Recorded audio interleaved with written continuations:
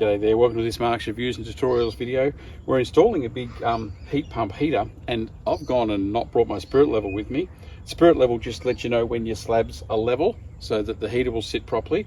But I've made myself one, little bit of tube here, and fill it with water. It's most important you don't have any air bubbles in it.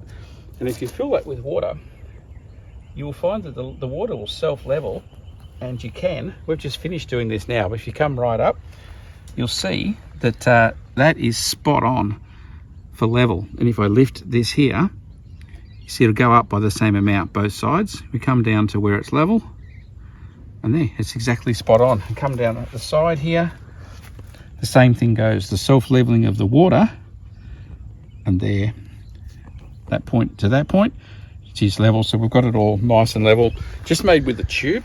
A piece of garden hose is not going to work because you've got to be able to see it. But a piece of clear tubing, and you can get yourself a perfect level because the water will always self-level.